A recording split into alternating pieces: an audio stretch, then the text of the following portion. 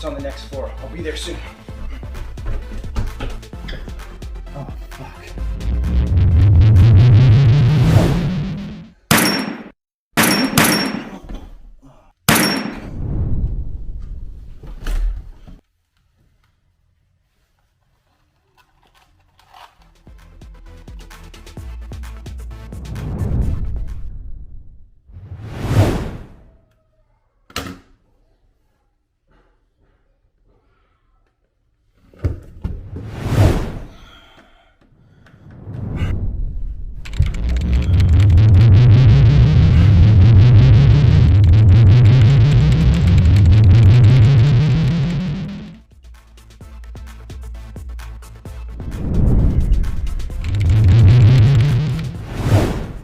What's going on, guys? What did you think of that little Matrix short action film? I want to teach you today how to make that really cool Matrix effects using just your smartphone on PowerDirector.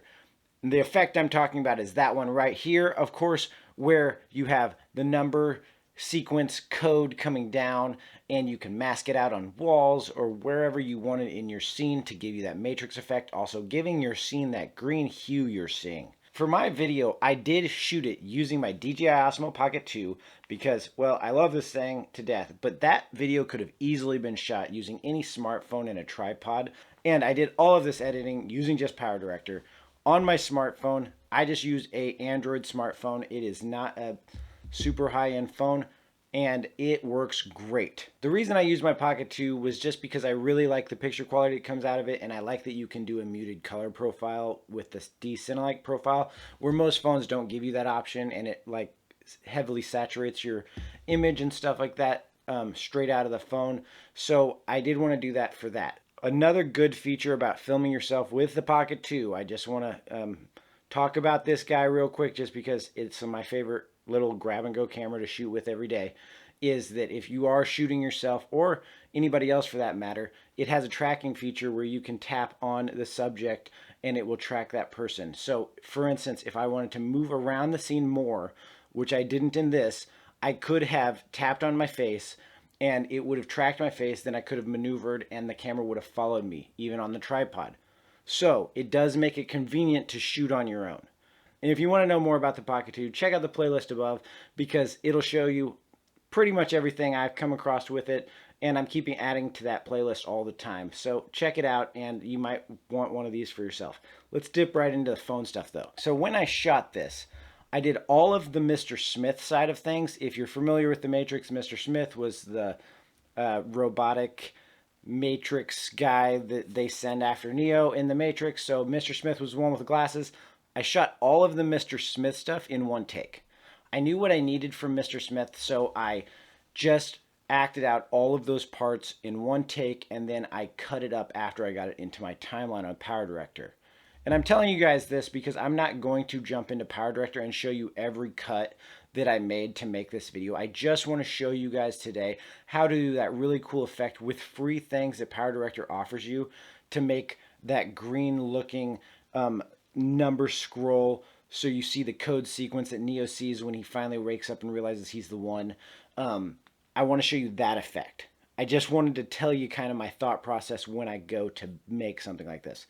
So, talked about Mr. Smith and how I shot those scenes. The other scenes, I set up my camera, I set up my lighting, shot it as many times as I needed to feel where I wanted it to go. I knew in my mind where I wanted my cuts to be, but you always shoot past your cuts. So I was shot past my cuts, went past like what I knew I would be cutting at, and so forth. And then the scene where I was getting shot and I fell, I didn't just fall onto the ground. I put pillows down, safety first, and so I did fall, and I'll pop it up right here. It was a pretty hard hit, and it looks like my head banks off the wall there, but I took most of the blunt of it with my shoulder. Of this whole thing, that's like the most proud of moment that I was in shooting it, was how well I staged that fall. So I felt like that fall went really well, but safety first, put pillows, mats down, whatever you can to shield yourself if you're going to do a fall on video. But that was so fun. So when I get back up, the shot that I'm looking at me, where I'm looking at the walls and stuff, I did do a practical green light there. Now on the shots of Mr. Smith, where he has the numbers coming up, there was not a practical green light, and we're going to get into how I made that look green when we get into PowerDirector. I say, if you guys are satisfied with this, if you want to see more and talk about more behind the scenes of how to make a short action sequence like this, leave comments and we can get another video where I shoot some behind the scenes on one and we film a full action sequence together so you guys can kind of see my thought process and how I play that out. We all know that new Matrix 4 movie's coming out and it looks crazy good. If you haven't seen it, search that. I think it's Matrix Resurrection, and it looks incredible. Man, Keanu Reeves is one of my favorite actors out there.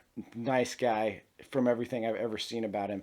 And that guy just gives it his all when he gets into a movie role. So, all right. Enough about Keanu Reeves and The Matrix. Let's get right into it, and I will show you guys how to do this in the phone. All right, guys. First, I wanted to just show you my general timeline and how it looks in PowerDirector.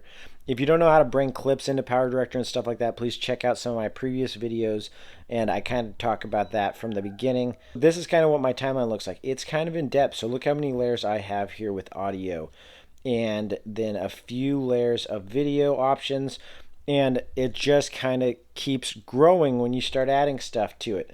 To start off a video, your first thing you really want to do is just get your main clips in there. Cut them, place them where you want them. Some of that I talk about in previous videos, so I'm not going to go through all of that. But I move all my clips into the timeline, and then I cut them up and I put them where I want them, trim them as much as you need to, and stuff like that. And then once they're all in place, you have all your trimming done. That's when you start adding your layers. You don't want to do any layer adding before because your timeline will shift around, and unlike computer softwares, the lower clips on your timeline won't follow it as you delete pieces out. You'll have to realign everything. So you definitely want to align it after you've already done all your cutting to your main timeline. So did all my cutting to my main timeline, and then I started adding all my audio stuff, building my audio, and then I started playing with my Matrix effect scenes. This is a clip that I downloaded from Shutterstock on PowerDirector. With the option to use the paid-for version of PowerDirector, you have access to Shutterstock stock footage, as well as Pixabay. So that's super cool. They have plenty of things to choose from. And many of you know Shutterstock is a paid-for site, but when you pay the $34.99 a year for PowerDirector, you get to use this for free. So all I did to find that Matrix clip was just click the search bar over here, type in Matrix,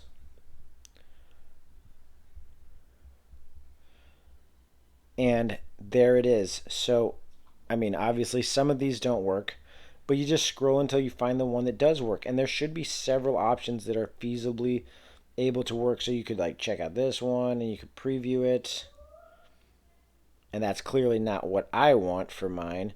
So the one I found came up pretty early on actually, and it was this one over here. So that's the one I like to use. Pixabay had a different one, but it used a lot more of letters that I didn't really like. So I clicked Pixabay. I think this might have been it. Yeah. So I didn't like the letters and the random spinning and stuff. If it was symbols like they used on the actual Matrix movie, I would have actually been like super cool with this one. But I also didn't like that it's coming towards you and adds too much weird movement. So I used the other one. So let's go down here and I'm going to show you how I made that work in the clip. So the first thing that I did before ever getting into the Matrix number sequence was come to my main clip and then I hit the filter. So I utilize Matrix filter, and the Matrix filter is under artistic, under your filters. If I hit none, this is what my scene would look like. So that doesn't really sell your scene. So I went under the artistic filter and hit the Matrix filter, which brought up green. But if it's all the way up, it's too green. So I found that happy medium around 63 for me, but it could be different for any of you. Then we get to our other clip with the number sequence. The first scene shot that I did, if you'll notice, I have multiple shots with this effect in it, like this shot here. Then you got this shot, the longest one, and then you have this other little one over here. What I did is I built the shots here in the bigger one, and then I duplicated my clips to move them to the other clips. That's your easiest way to do it for something like this so that it cuts down your workload. So I'm going to go ahead and show you kind of what I did. So I changed the blending mode on it. So let's see what blending mode I use. So I use soft light. So when you load something in, it's going to come up as normal, which if you see that blacked it out.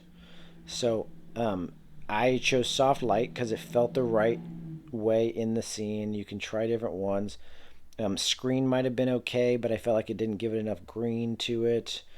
Overlay darkened it too much. So yeah, so soft light's the one I landed on.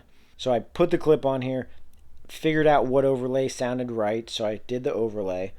Then I went to my masking tool, and I used a rectangle mask, but you can also use the linear mask.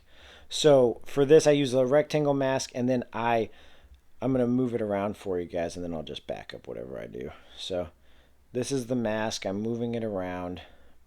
So I put it where I wanted it, over here. And then to get it so it doesn't show up so much on my shirt and stuff, and it like kind of ended softer, I softened it with the bar over here to our right hand side, and that's your softening bar. And I'm just going to back up these things just because I liked how I had it previously. So this is how I had it. So I created this clip right here for the left side of the screen, and then the other clip I created for the right side of the screen over here. And so yeah, so this is the right hand side one, and the other one's the left hand side one, and I masked equally on both, and I did the overlays. There's also the option to add like an effect to it. So I've tried using like either a bloom. Let's see what the bloom looks like. It doesn't really do much for it. It didn't look like it does much for it. So we'll go back with that. Let's not do that. There's a glow in here, and I played with this a little bit. So that could add something fun to it. I did not utilize that, but this is something you definitely want to play with when you're doing your own effect. And some of these things are going to work better depending on your lighting in your scene. If I go to none, that's like how I had it, and I like that for my scene. But definitely play with the effects and see if there's anything that works to make your scene work best. I mean, shoot, the glitch pack might make something cool. Like, I'm not sure. Let's see. Oh, glitching it looks kind of cool. You know what I'm saying? So I'm just scrolling through right now, and you can see that right-hand side one just glitching out. That looks super cool.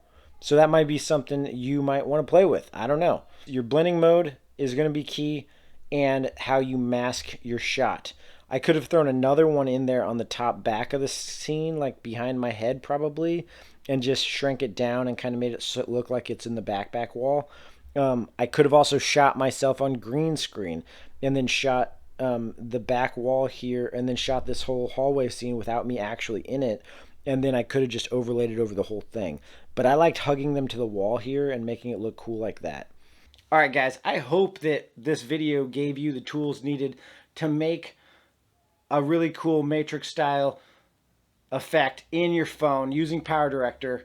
If it did, hit the like button, subscribe to the channel, and hit the bell notification because I'm putting out videos weekly, and it has to do with stuff like PowerDirector, shooting video on your phone, shooting video with the Osmo Pocket 2, and budget videography that'll make you feel like a pro and look like a pro and be able to really put out professional stuff with minimal tools and just become a great videographer. That being said, guys, I've kept you for long enough, so let's wrap this up.